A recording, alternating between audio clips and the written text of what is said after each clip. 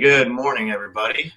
Happy to be here today with Mike Dinesman from Project Dynamo, and we're gonna go through he's gonna go through his background. We're gonna talk about Project Dynamo and kind of how it started and their initiatives. And they're rescuing a lot of people. They rescue people from Afghanistan, numerous other countries, and have undertaken a lot of anti-child trafficking and anti-human trafficking missions through, and they're a 501c3. So all nonprofit work, and they're doing some great things. So I really wanted to get Mike on today and just have us talk about this a little bit. So Mike, if you would, please go ahead and introduce yourself to everybody, and then we'll kind of jump into everything. Sounds good. First, thanks so much for allowing me to talk about Project Dynamo. It's a very rewarding job that I have, that I get to take part in this organization. So thank you so much for supporting us on that. So my name is Mike Dinesman. I did a total of 26 years in the Army, and 12 plus as a contractor. I used to be a Special Forces medic and a Special Forces radio operator. Actually, I was a commo guy first in the old days of Morse code, and pulling wire out of your rucksack to make an antenna and bouncing radio waves off the ionosphere. The old days when it was an art to do communication. And then I went to the medic course, and then I got off active duty in '93, and went back to school, got my commission to go be an 18 Alpha. Was an infantry guy for a little while. And then I got injured, wasn't able to navigate the 18 Alpha course, because back then you had to redo the whole thing. It might be a little different now, but back then you had to go through literally the entire thing all over again. And just before September the 11th, the Army made me an intel guy.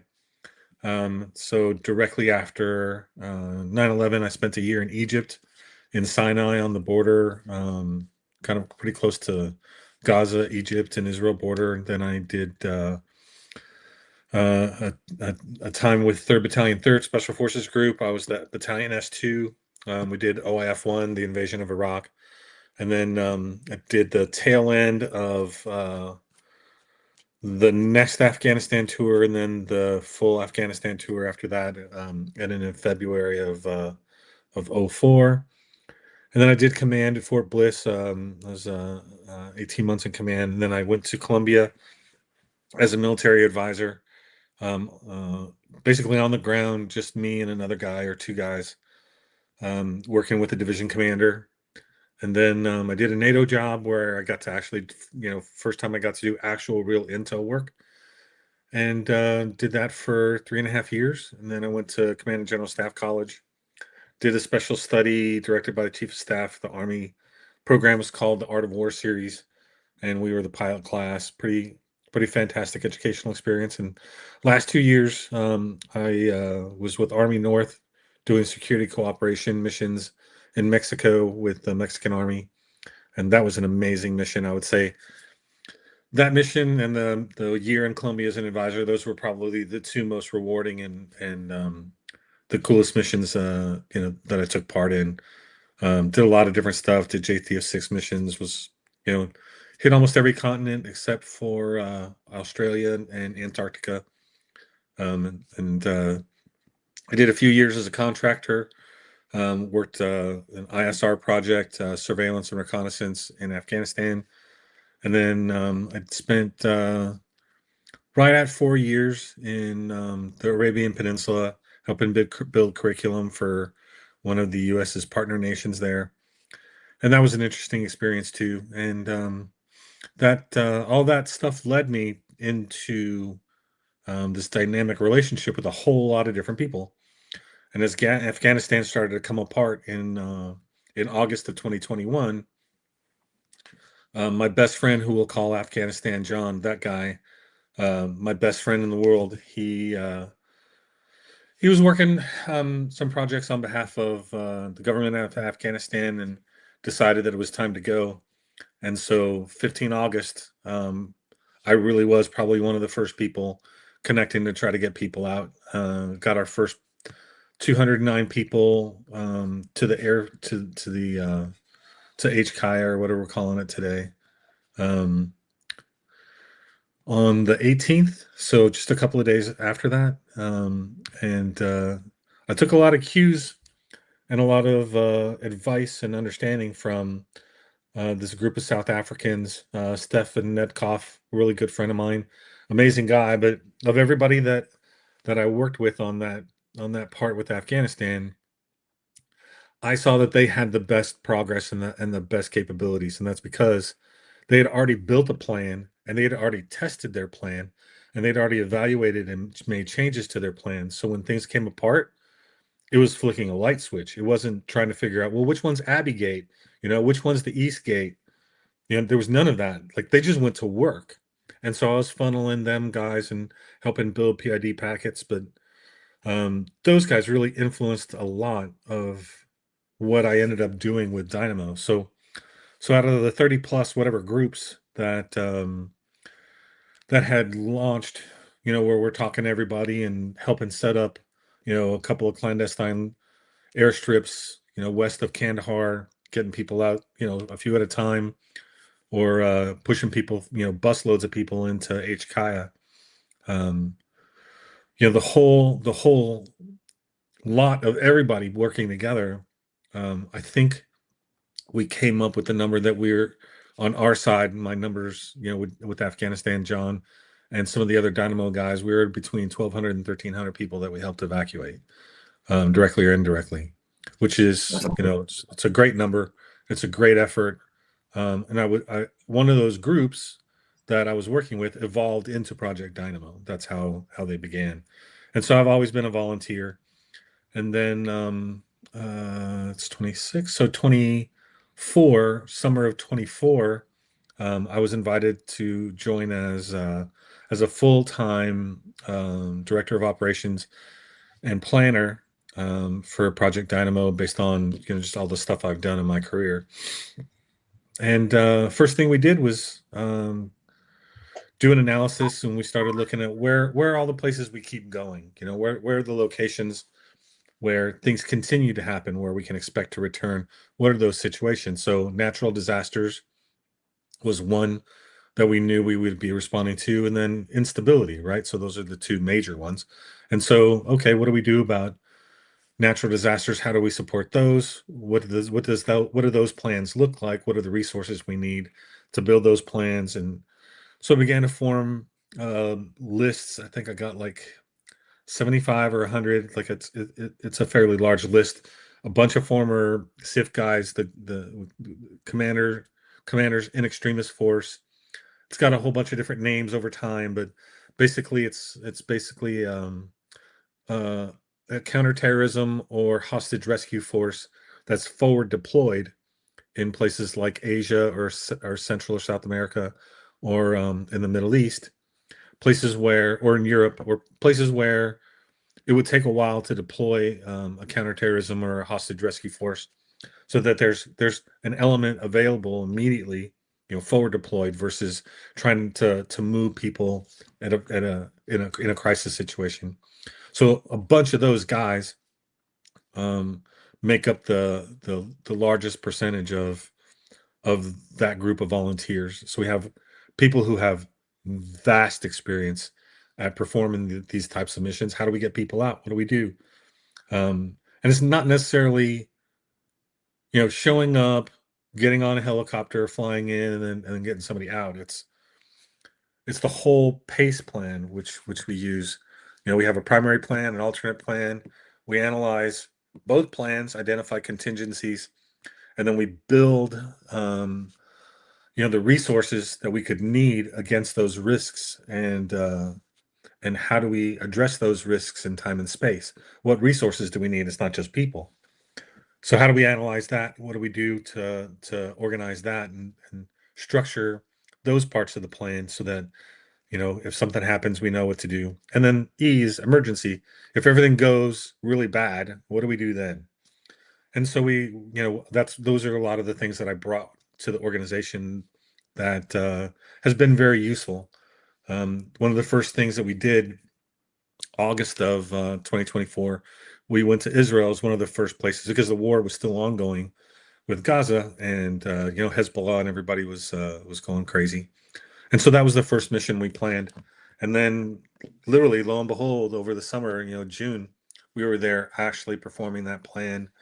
And we estimated that we could move at least 1,000 people a week out of Israel based upon the plan that we designed and put together. And that's from getting people, putting them into a centralized location, do all the staging, house them, feed them, clothe them, all the showers, all the personal things that must be addressed, and then how do we get them out? How do we move that amount of people, through all the resources available? And then shortly after that, we had the tragedy in Texas in Kerrville. Prior to that, we responded was it September, October of 2024. We responded to the floods in North Carolina. We did a lot of work up in Burnsville area. Worked with a lot of National Guard SF guys and a lot of other former SF guys who are retired, and did a lot of great work. We had 2 horseback teams because we figured out early a horse can get in a lot of places where a motorcycle or a side by side can't get in. So how do we go in under those circumstances, do it safely, figure out how we're going to get people out safely, and then get them to a safe and secure location. Yeah, that's awesome, man. I want to let's go back. So let's go to because you were telling me about your buddy in Afghanistan, and let's talk a little bit about what was kind of happening there, and then really what spurred you to get involved and really and then kind of launch Project Dynamo from that, and everything that was happening with there, and then we'll kind of go through Sure. talk about these later on things just so people can kind of understand what Right. not only the issues that you guys faced dealing with Afghanistan, especially a crumbling Afghanistan that has lost all infrastructure from the United Yeah. States, and then just how you were able to get out, how many people you were able to get out. Sure, no problem. So there's a guy, I call him Afghanistan John, just because he did go native, and he spent about 15 years living in Afghanistan, in like in Kabul on the ground, not inside a military base, but literally living there, and integrated and had a great amount of success. Did amazing work. He's been my best friend since I started in the Army in 1986, and lost touch with him during the whole training cycle of going through, and then reconnected years later, and then never lost touch. And so he was going to stay there with his guys, and I guess replicate the last fight at the Alamo. And he sent me a picture of 2 Vickers machine guns and a bunch of ammo. Like, hey, we're set. I'm setting up the final protective lines and all the doctrinal stuff, like how he's going to defend, and it was pretty amazing. It's still, like, I still have the photo, but it was hilarious to see. I guess there's like this small part of me that loves weapons. Being a commo guy and a medic, you focus maybe in a different area, but I recognized that one of the machine guns that he was showing me was the Vickers machine gun that was designed to be used on the airplane, because it's got the vented ribs on it, and so it would air cool, and it also has a timing mechanism so it doesn't shoot the propeller. I was like, wow, like there's all kinds of stuff in Afghanistan that you're like, wow, it's like literally a museum there. Like, you have no idea what weapon you're going to see on any given day. So, he was all proud of it, and we were kind of laughing, like, okay, man, if that's what you're going to do, I support you. I'm here. Whatever you need, I'm here to help you. And we had friends at the embassy that were doing security. Um, one of my best friends, Ishmael Ortega, was working out of the embassy, and another really good friend of mine, Mike Sprague, was working out of the embassy as well. Mike and I went through the medic course together years ago, 1990, and never lost touch with that guy. That guy's like, I'm not too small of a guy. I'm like 6 foot, 220 pounds back then. Mike makes me look small. Mike's like a really big guy. And so, obvious guy you want to connect to do work like this, right? Like, hey, we need we need somebody to move somebody out. Like he just throws you on the shoulder and just like walks off. Awesome, dude. And so I was connecting with them, trying to get him out, and he just didn't want to go. He's like, "Hey, I'm staying with my guys, and we're gonna fight this out."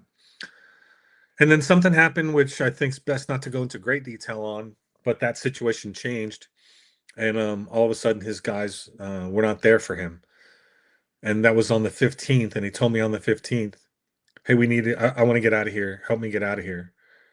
And then I was like, "Okay, so now what do I do?" This is all brand new. Nothing existed, right? There's no.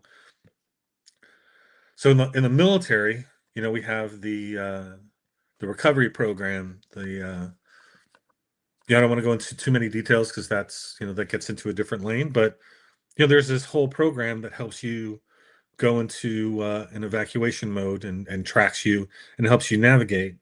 Um, and there's none of those on the civilian side. Those don't exist unless you hire a very expensive contractor and pay them to develop all that for you. And so, I guess I realized how screwed up things were when it was like 2 or 3 o'clock in the morning on the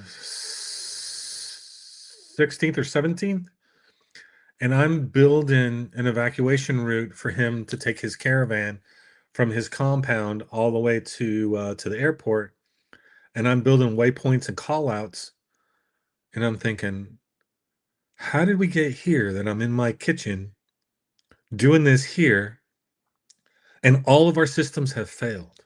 Like every single thing that exists within the Department of Defense that's available to perform these missions, and all of it's failed. None of it works. How did we get here? And that was probably the first time I actually was nervous about what we were doing. Like, there's no backstop, right? There's no QRF. There's no quick reaction force that's showing up to save the day if there's a gunfight. There's none of that. And Yeah, I mean that complicates the problem significantly. And then especially, I mean, you're building this from your house, and this is all in a country thousands of miles away in different time zones. And so yeah, I mean that it's actually pretty astonishing. So yeah. And I don't take any credit. Like I was a cog in a wheel that was making things work. And there were so many people pitching in and helping. And it was just, I was one of hundreds of people who were making this work. So I'd never considered myself anybody special in that regard. We were all it was all discovery learning. We were all figuring it out as it was coming together. And I give great kudos to Scott Mann, who put together an amazing program. We worked together a little bit, a few times. And then there's a whole bunch of other people like my South African friends, Stefan Nedkoff. They were working like a clock, man. It was twice a day. They were pushing 2 buses through, 4 full buses, like 800 people a day. They were launching through. It was just totally amazing. They had already people inside the airport because they had part of their project was working the airport side. Like they just had all the badges. They had everything that could possibly have, and I was like so impressed. And I learned a lot from those guys. But as those things started to come together, and we're pushing people to the airport, leave on the 18th. He gets there like 1 o'clock in the morning on the 19th. And as all things, everything works great until you actually have your plan, take effect on the ground in real world. And so we'd already had everybody PID. We pushed the positive ID packets. They were manifested. Everybody was manifested. Everybody had a seat in a plane. And when they got to the airfield, the outer cordon security guys from the 82nd refused to let them pass because they didn't know what was going on. It was still too early in the process, and that system hadn't been fully developed. So while the people on the inside of the airfield, they were all clued in and queued in, and everything was set. They told my friend, "Hey, you got a cat card, so you can come in, but nobody else can. We can't let anybody else through." And so he's out there arguing and trying to navigate and trying to negotiate and trying to call people and then all of a sudden I get a call. It's probably like 6:15, 6:30 a.m. Kabul time, and I hear my friend in a gunfight. and he's screaming at me, where are you? And then he disappears. He just disappears for 3 days. Ghost. No, Dang. nothing. Yeah. Yeah, still pretty good, right? Still hitting me pretty good. And Mm-hmm. so I'm not without resources. So I started calling other people that I know.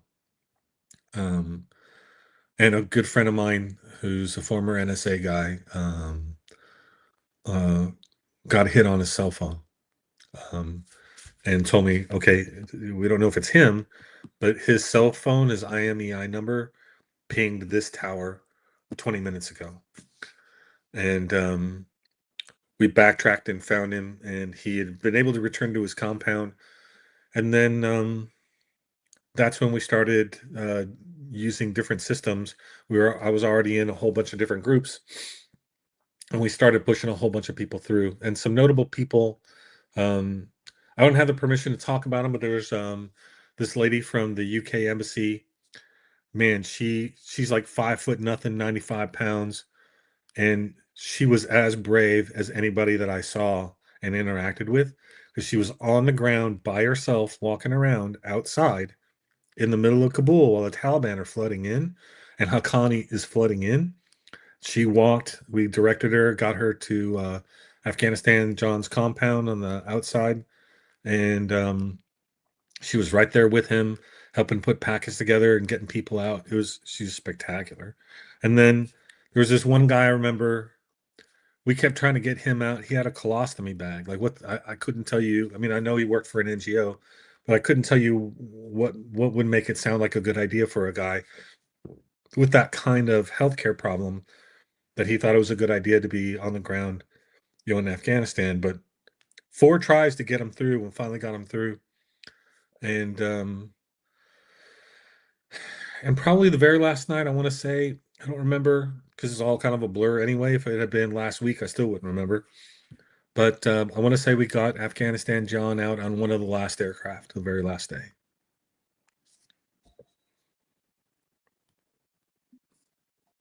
That's wild. That's wild. Yeah, I mean, just the breakdown. Oh, I got my toddler running up here now. So yeah, I was talking to you earlier, just Beautiful. breaking things. Hi, baby. We were supposed to have school and daycare today, and all that got kind of canceled. So we're doing it. But yeah, that's real life. But hey, baby, you want to go back downstairs? Yeah.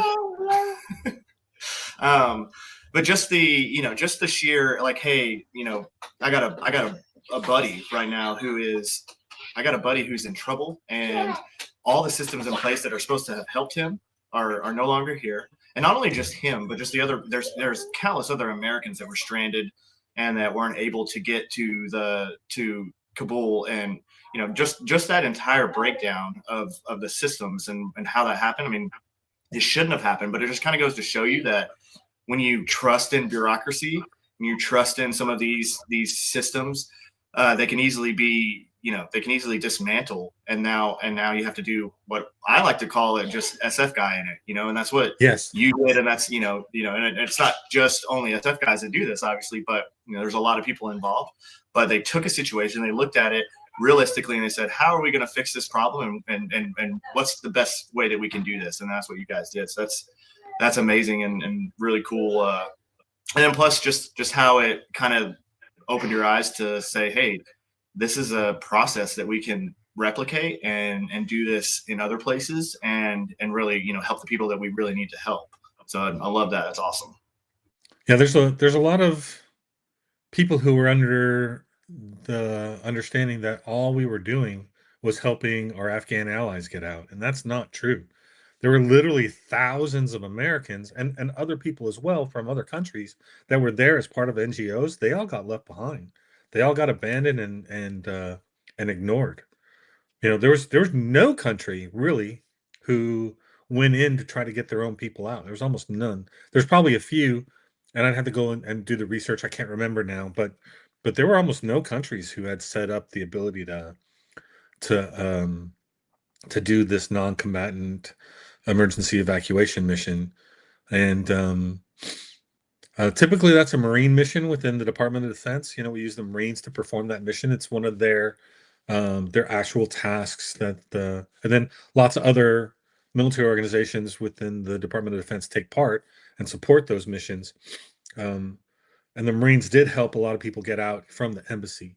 And so they did great work, and they had a lot of trauma that they endured, from the suicide bomber to not being allowed to engage the suicide bomber. And I remember that distinctly. I remember the bolo coming out hours before. We're looking for this, and then they had pretty definitive information on who it is they were looking for. They knew it was coming, and they knew who they were looking for. And the military bureaucracy and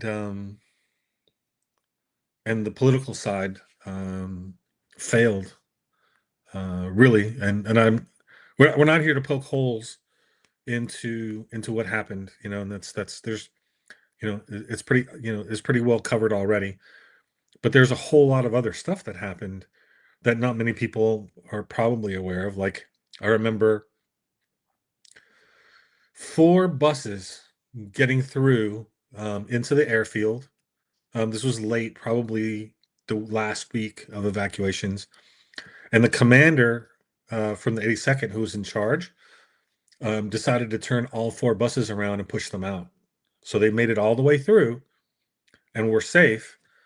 And that guy, who, we'll leave him unnamed at this point, he forced all 4 buses out. Now, 2 of those buses were Kandak, the Afghan commandos. And there is a point of view you could have and say, this is your country. You should be out protecting, you should be doing something about taking care of your country. But one of the other 4 buses came from a girls' school. And another of those buses came from an orphanage. And, I don't care what my boss is going to do to me, but I'm not handing over 200 orphans and 200 young girls to the Taliban. And you can fire me, you can put me in jail. Like, I don't care about any of that. I'm going to do what's ethically and morally correct, and I'm not going to do that. And there was a lot of those situations where I felt like I was surprised by the moral and ethical failure of some of the people that are in our service that I would never have expected. I never would have expected those kinds of things to take place, and yet they did. Yeah, it's actually really tragic, and a lot of that stems back to, in my opinion, to COVID, and how a lot of commanders kind of realized that they didn't shut up in color and do what they were supposed to do, from what the administration told them, and all those changes that kind of happened. Because I was in when, under Trump, and then to the transition to Biden, and we could talk about that all day long, but there was a significant change whenever the Biden administration came in, and how everything was kind of handled.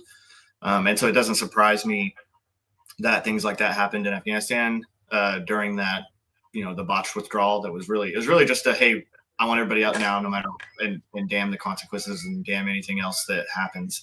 And it just goes to show you that it's really hard. It actually makes our job a lot harder.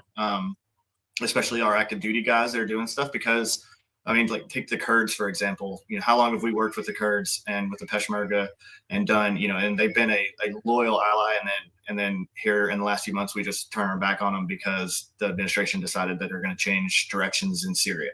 So that makes it really hard. And it is sad that there was commanders that would, have the moral ability to push away 200 children that are going to either be indoctrinated, enslaved, or killed. That's tragic, but it also it probably spurned you to push even a little bit more, like, hey, this is wrong and we need to do something about this. And so and create, and guys like you doing this work is just amazing. Afghanistan, like I said, I don't want to get into the to all the hoopla about that. I had buddies that were there, you know, and you know, I had buddies that they were at Bath when they were closing down Bath, that, you know, they were going to leave all the Pat Tillman memorial stuff. They're going to leave memorial stuff from a bunch of other guys too that were killed in country, and just leave it there for whatever happened. And you know, there's guys that disobeyed orders to run back in and grab some of that stuff and save some of these keepsakes. And so it does give me faith that, you know, at the end of the day, our most of our guys are going to do what's right. And so that's really awesome. So that's all right. So go ahead. I'm sorry. I just want to add this. So that reminds me of two different things. So I remember talking to former 3rd Group Commander Joe Selesky, and Joe Selesky was an amazing guy. He served in Desert. In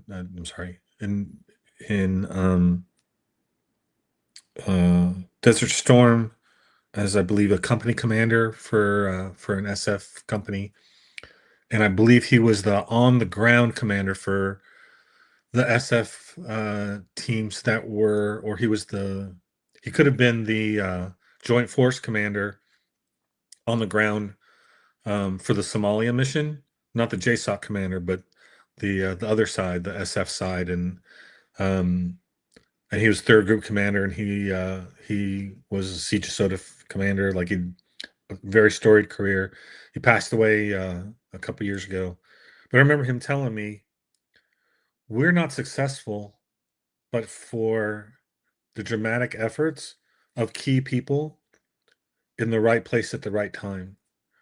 And that's something that's unique to us, meaning Special Forces in the United States, that somehow we always seem to have people who will step up at the exact moment with the skill set and the things that, you know, the resources needed to perform that mission at that exact moment in time. And he dramatically, he's correct. He's correct about that. And those words have stuck with me, you know, ever since then. I believe that he and I had that conversation in probably 2004, actually in Kandahar, or it could have been Bath. I can't remember. And the other thing I want to add is, Afghanistan John was tasked to go into Bagram and look for the 9/11 memorial, the monument, to get and recover the structure that was placed there from the World Trade Center. Nobody knew where it was. Nobody had accounted for it. Nobody could find it. It was found, I guess, almost a year afterwards from one of the units who had packed up, and somebody was smart enough to pack that up. But yep, they had him go in. He showed me, sent me photos and video of, they literally left buses running. Like, they just left the engines on the buses. So it's kind of like a weird kind of thing, like a plan, because the Pakistani Taliban, which flooded Kabul, flew into Bagram and used those very buses to drive their people into Kabul. Very weird circumstance if you kind of try to connect those dots. Yeah, there's a lot of things that stink about that whole situation. So, no, I mean, it's really great points. And you go back to, I like to just consider the American exceptionalism, you know, that you have from your heroes from World War II, from Vietnam, you know, so on and so forth. And there's no difference. And that's what drives a lot of SF dudes, even after they're out, to kind of do some of these things like you're doing, and other projects that are going on right now. And so that, you know, you can't put a price tag on that, and you can't you can't bog that down with the bureaucracy or anything else, because we're gonna do what needs to be done and make it work. So that's awesome. All right, so Afghanistan happens, and you know, how many people have ended up getting out of Afghanistan? Ooh, total out of Afghanistan, I want to say directly by Dynamo is probably under 2,000, but probably close to 2,000, 1,800, something like that. It's on the website, but for whatever reason, you know, I don't remember those kinds of numbers very well. I know our total numbers are probably a little more than 7,500 people. that we've evacuated in total. And again, very, very proud of the work we did there. And I guess the next big mission after Afghanistan was Ukraine, and we kind of were watching what was going to happen. We saw the buildup, on the border with Ukraine, and watched that. I was still a volunteer, and we were talking about what we were going to do. And I remember I was in Israel at the time when the invasion took place, and had to separate from my family and go do network calls and help try to put together a concept. Okay, so we're going to send people into Ukraine. Here are the resources we have. It was still early in the Dynamo life cycle of how we were going to perform and what we were going to perform, and did fantastic work in Ukraine.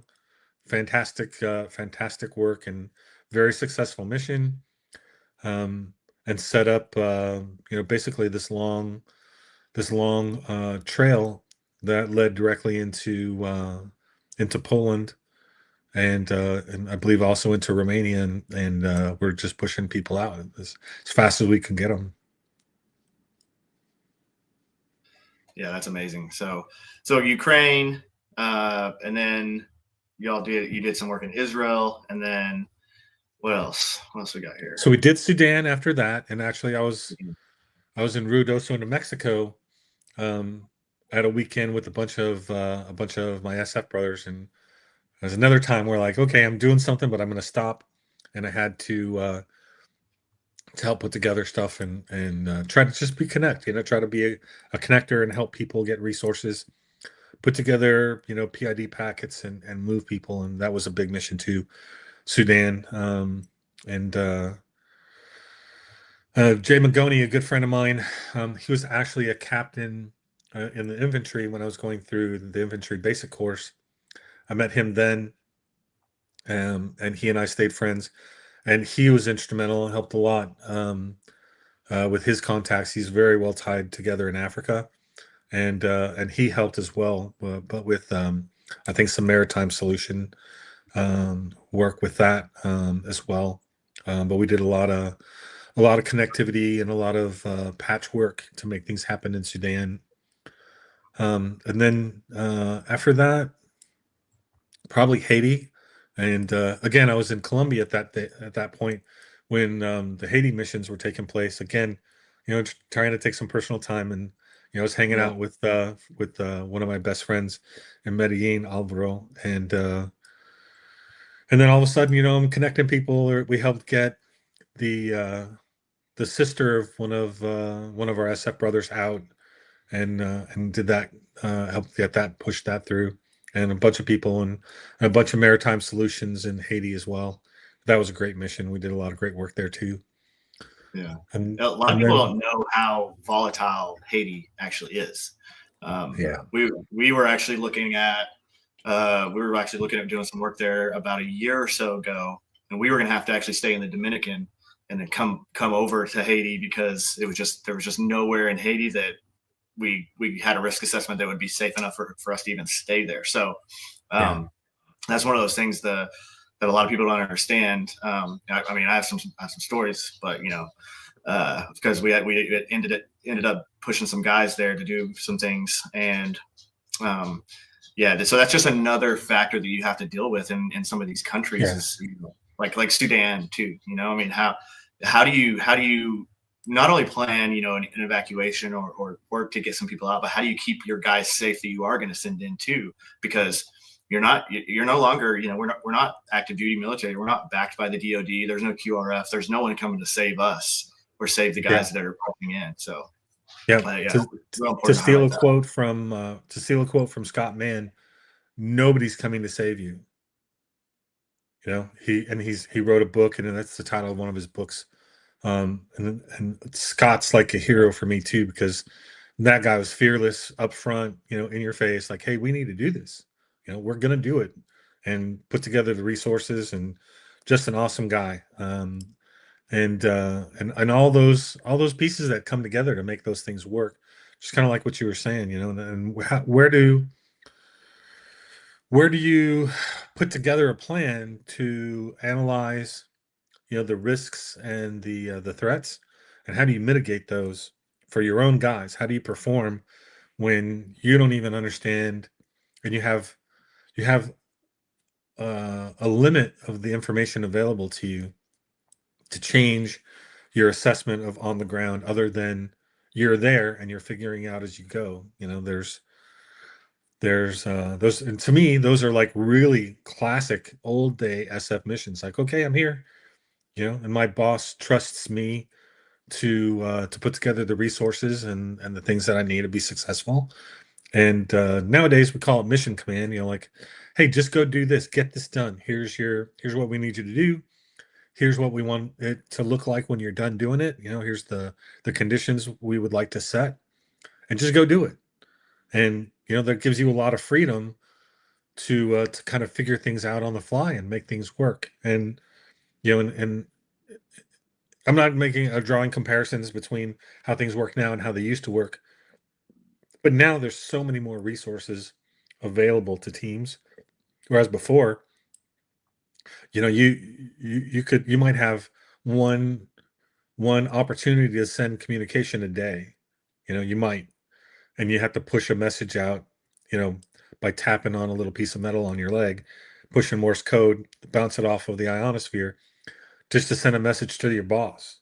Those are the and so your boss can't micromanage. Your boss can't show up to save the day, with a bunch of MREs and water, or soccer balls, or a bunch of clothes for orphans, or ordnance. There's nobody showing up and dropping a bomb on the bad guys for you.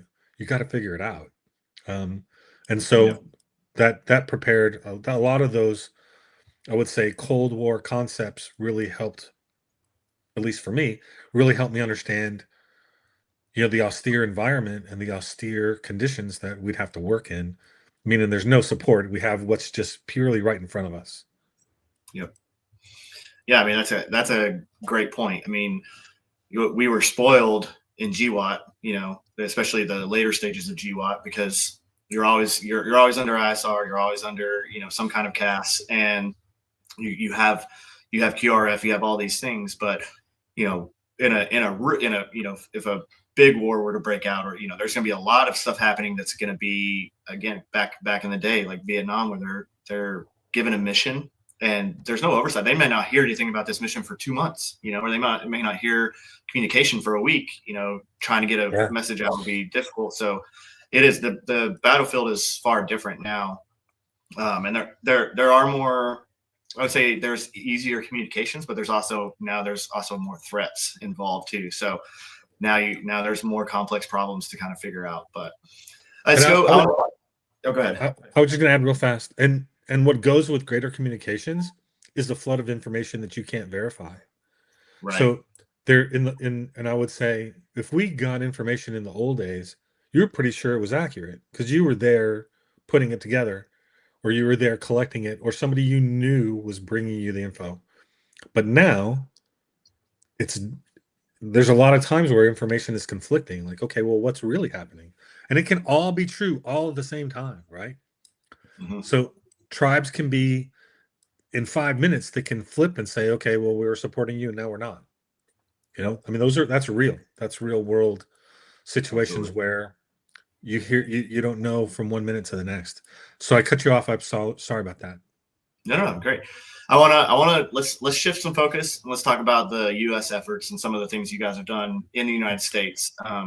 Because I mean, the overseas stuff is great, right? But I think we can agree that there's a lot of issues going on in the United States, and then some of these organizations, like FEMA, and some of these organizations that are supposed to be there to help Americans in times of crises, often are bogged down. They don't know the area. They don't know the locals. They don't know, don't have any communication with anything that's happening. They didn't realize that you're going to need to, take horses in to get supplies in, stuff like that. So let's talk about some of the efforts in North Carolina and Texas that you guys helped with, and just kind of highlight some of the problems that you saw, and then how y'all were able to solve them. Yeah, so I'm remiss in doing something for my boss. He just poked me a message, and I would like to repeat that we're a 501c3, meaning we're a total charitable organization. We don't charge anybody for any of the work that we perform. It's all free to the people that we help. And so when people donate to the organization, we can do things like what we did in North Carolina. So, it wasn't cheap to get a bunch of horses and feed and a place for their bed down and water and all the things that the horses needed and the riders to get in to places in Burnsville, where we went in, north of Burnsville, to go look for people. And that was kind of maybe one of the first times at Dynamo where we were given terrain, like, okay, this is your terrain, go see what you can see, tell us what you see, tell us what's there, because they literally knew nothing. There was nothing. It was a big black hole. And there were places where we could see the roads were new, like it was brand new tarmac, brand new, black hardtop roads that had just been washed away, and gigantic holes, where the road was gone. The whole towns disappeared. When we left, I want to say they were still looking for more than 2,000 people in the general area that we were in. 2,000 people they couldn't find. So in that whole thing, we found ourselves, we were being asked to transition from rescue and support to collecting information to then identifying recovery. So that was one of the things where we saw we're not geared, we're not trained, organized, equipped to identify remains. And so I think that was we had to make a conscious decision. Okay, we're kind of going to draw the line here, because there's only so many things that we can be good at any given time, and we were focused mostly on how do we get in fast. How do we exploit that gap that best fits from immediately following a disaster until large scale mobilization arrives to perform those functions, like FEMA. FEMA takes a while to show up. And then FEMA doesn't even really show up with resources.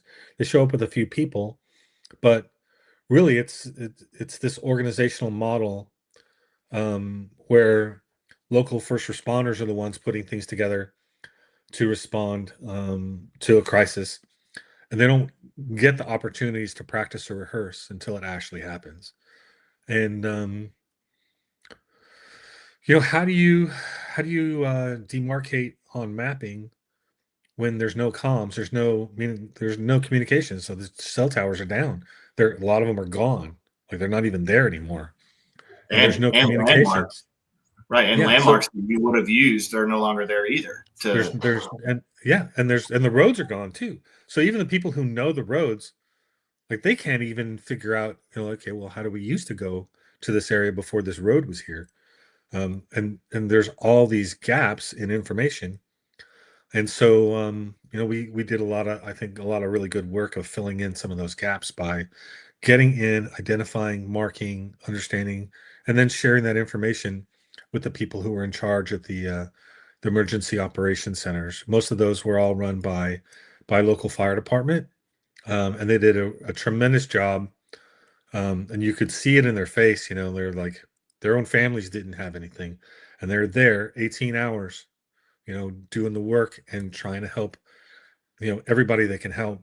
It was super impressive, and it was beautiful to see that Americans were helping Americans, and it just renews your faith. Like, doesn't matter. We're apolitical. I don't care about politics. I don't, when it comes to this, I don't care what your politics are. And, we'll go into a burning building and get you out. I don't care. It doesn't matter. We have more in common with each other. And I say this all the time. We have more in common with each other, even the people we don't like. As Americans, we have more in common with them than we don't have in common with them. And maybe we disagree on how things should be done or whatever. Don't even want to get into that. But we're all still Americans, and I don't care. We're still going to come and get you. So just know that if you need us, we'll show up and we'll go in and get you, whether it's, some crisis in overseas. Like right now, I'm building a plan to go get somebody out of Gaza, and it may work, it may not work, it may not be needed, it might be needed. So we don't care. Like, hey, if it's an American and we need to go, we'll figure it out, and we have the resources to do that. That's amazing. Yeah, I mean, you're absolutely right. And when you're looking at that stuff anyway, I mean, it's always the most radical and the loudest, that gets heard, and they're the smallest percentage of people anyway. For the most part, most Americans believe in, America and helping other Americans. And, when a crisis happens and nobody's worried about any of that other stuff, they're worried about, hey, how do I save my family? And, what can I salvage from this situation? And how do we best approach this? So, yeah, for anybody watching, please, I shared a link. I shared the link for Project Dynamo's website. You can find all kinds of information on there. And then you can also donate to that link too. And again, they are a nonprofit, a 501c3, and all the money goes to these initiatives that they're pushing right now. So it's a great, if you're looking for somewhere, apolitical to give your money, this is actually absolutely the place. And they do real work and they help real people. So it's really awesome. Really awesome. Thanks. So North Carolina, what was different in what you had to deal with in North Carolina and then what you had to deal with in Texas? What were some of the, problems that you saw, and how did you guys solve those? So the best comparison I can make was that year with Milton and Helene. So Helene was North Carolina and Milton was Florida. And literally 3 days after I got back from the mission in North Carolina, I packed up and drove to Florida to help there. And based on that understanding and what we saw, there's a lot that's driven by state leadership. So Florida gets hit all the time. Florida gets punched all the time with hurricanes. And I want to say Governor DeSantis was 100% ready, and there was no surprises. And we didn't have a gigantic amount of work to do in Florida because literally everything was restored within 72 hours, 48 for most cases, 72 probably at the most. And there were people that we were helping, moving stuff and helping them kind of relocate and just, checking on people. North Carolina was a 100% disaster. And we were there for a couple of weeks. We didn't see any U.S. government presence probably for 10 days. And I remember we saw ospreys in the air because there was no aircraft. There was nothing flying. And we saw ospreys in the air. And we recognized that as the hallmark of the presidential review of the disaster zone. And then it was a while before we saw really any aircraft flying. It took a bit for that to come online. Whereas in Florida, as I was driving, I saw all these lineman trucks, just staged, ready to go, waiting for, okay, everything's clear. And they just started to push in. And, they were cutting wires and reworking the circuits and reconnecting people. And it was like a clock. And so, in the military, we say surprise in the military means something a little bit different than it does maybe for everybody else. Surprise, like surprise party. Didn't know it was going to happen.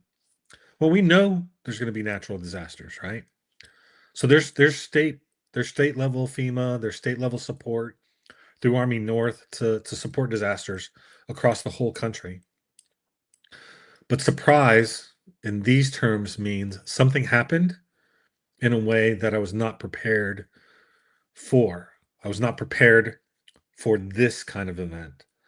And we knew there would be an event of some kind. It's just we weren't prepared for that.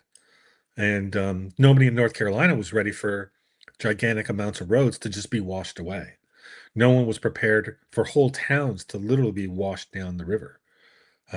Nobody was prepared for that. And I don't know how you would. I'm uncertain what you would do or how you would do it different. And I'm not here to critique that part. I'm here to acknowledge it happened.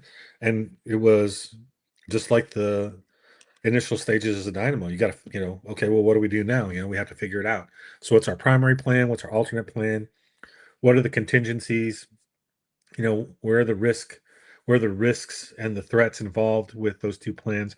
How do I structure an organizational model where I have people, time, and resources available to address those, and have those structured in time and space so they're available when I need them? And then, when everything goes bad, what do I do then? Um, and so there's a lot of that, I think, that could be useful to a lot of those organizations. We saw the same thing in the Kerrville area. And actually, the city manager in Kerrville, he's a retired SF guy, but definitely got overwhelmed. And an awesome dude, and he did some great work. They had a gigantic response the next morning. So 5 July, I was there 5 July, and they had all kinds of people there ready to support, ready to help. And at that point, it was a surprise, right? Something was going to happen, and it happened in a way that nobody expected. Um, and the reaction was quick, but it was pretty devastating. The whole event.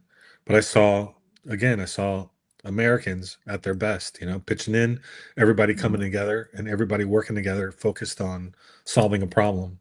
And those are the things that anybody can stand back and say, yeah, that's America. That's America. That's the America I remember from when I was growing up. Yep.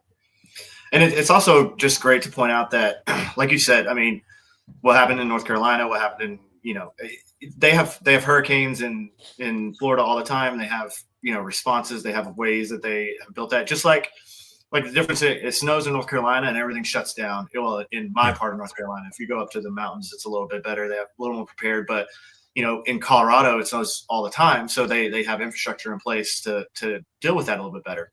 Yeah. The government response is always going to be slower. It's always going to take more time, and it's always going to be more cumbersome. Whereas, organizations like you guys working with local officials, working with the local populace are always going to be, more, they're going to be better. You're going to be quicker.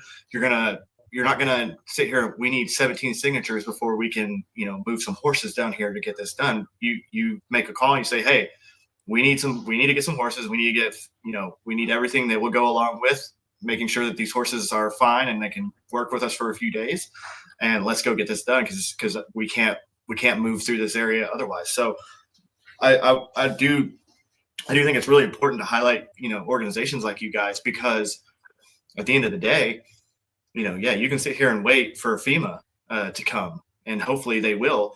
But FEMA is a 100% reactionary bureaucracy that is also, they're not immediately launching rescue operations or recovery operations. They're more interested. They are going to do some things, but it's also the restoration process for far later down the road is what FEMA is going to actually help with. Now, that's not an easy process either. Hey, my whole house is gone, and how is this? How am I going to be made whole from this again? And you're going to deal with a lot of issues, but from the standpoint of, getting people on the ground immediately. And then, like you said, there's going to be tons of volunteers. There's going to be tons of people in the local area that are going to come and they want to help and they want something. But having a command structure like you guys have, and having the ability to, hey, these are the problems and these are the solutions that we're going to offer right now. And then we're going to tackle the next problems from there. And so having you guys do that is it's awesome, man. So, Thank you. I think it's really cool to highlight it. I think your story is really awesome. You got anything else you want to highlight about Dynamo? And then we'll take some questions from you guys.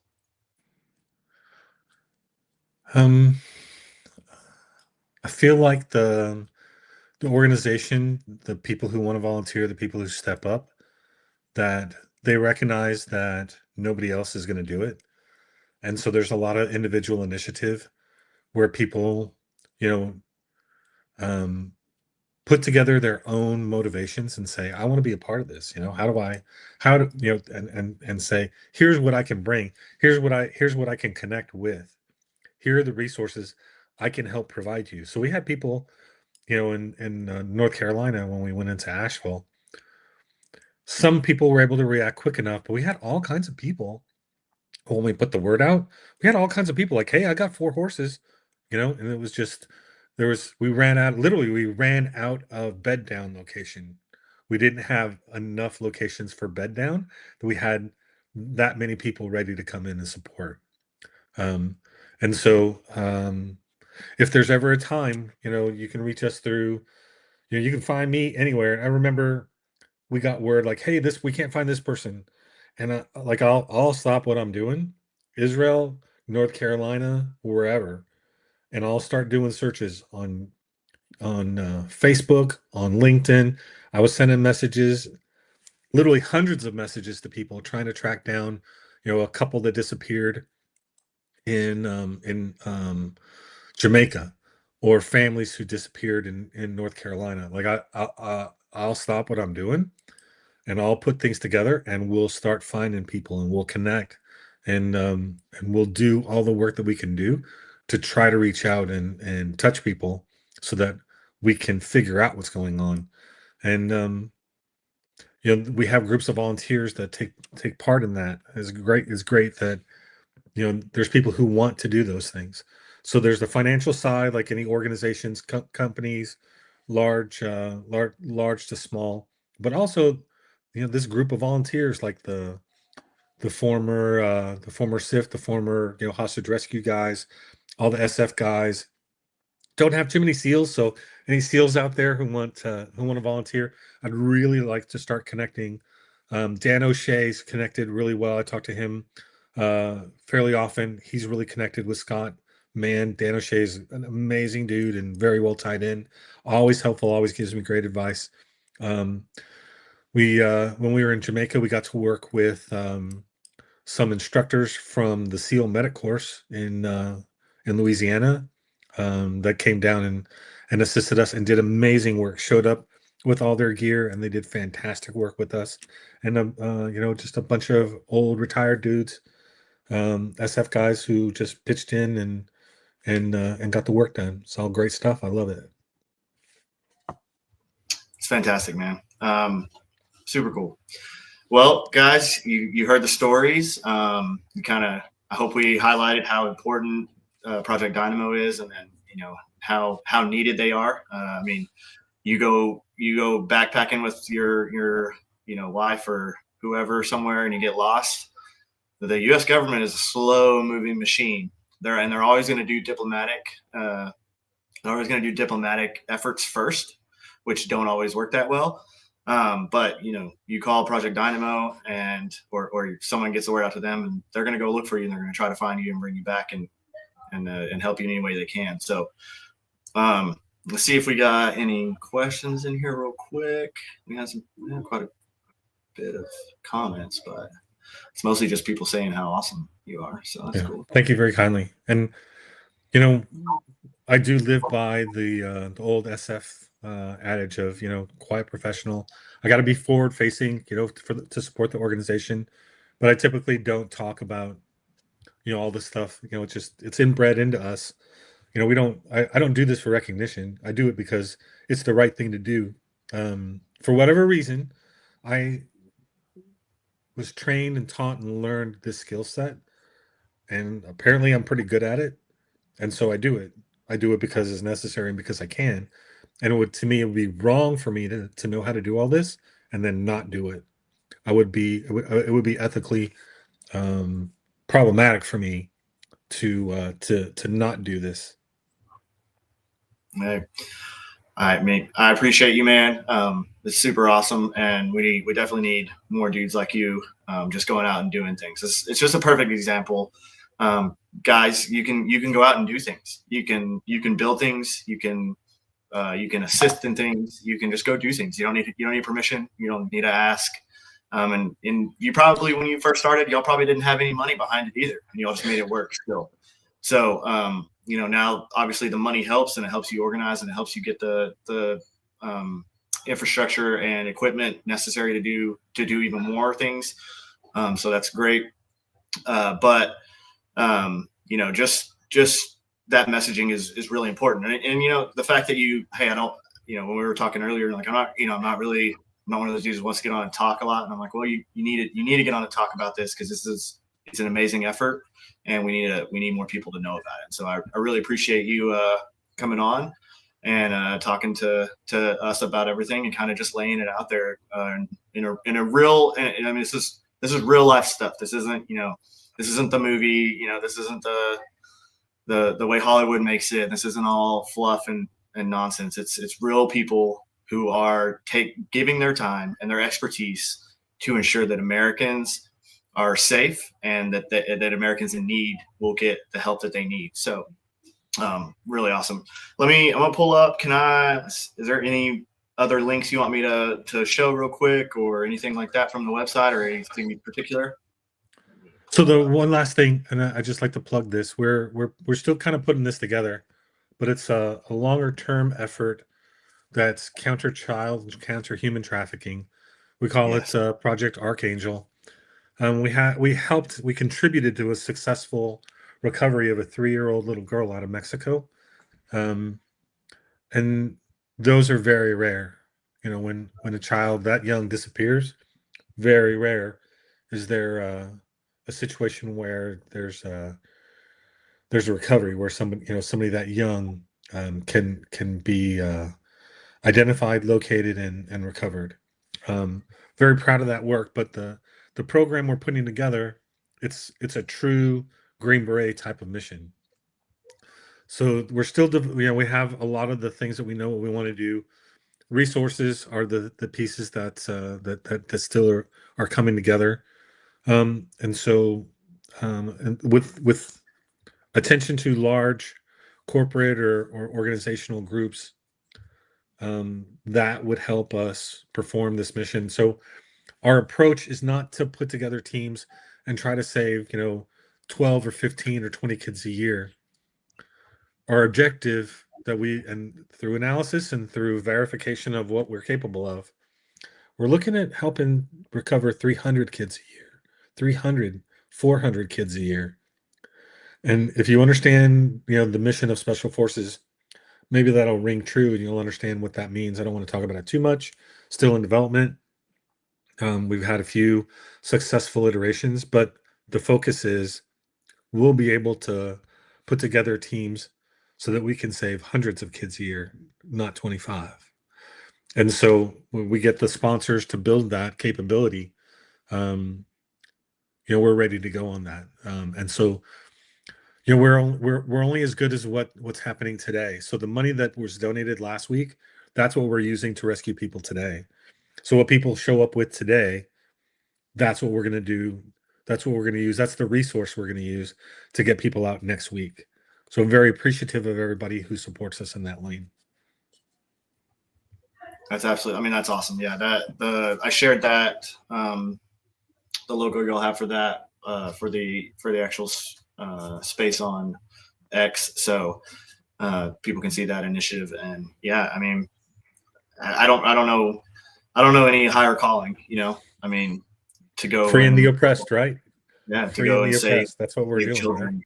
Right? That's really what better purpose is there in the world than to go and save children, that are either lost or taken by evil people, and so that's awesome, man. So I don't really see too many questions. I think everybody's just really impressed and happy about what you do and what Project Dynamo stands for. And again, thank you so much for coming on and telling your story and telling Project Dynamo's story. And everybody, please, if you have, anything that you can donate to help is going to be utilized and will make a difference. So whether it's $5 or whatever you can give, that's amazing. So thanks, Mike, again, everybody. Very appreciative. Mike, thank you so much. And everybody, thank you for tuning in, and we'll call it here, and everybody have a great day. Take it easy.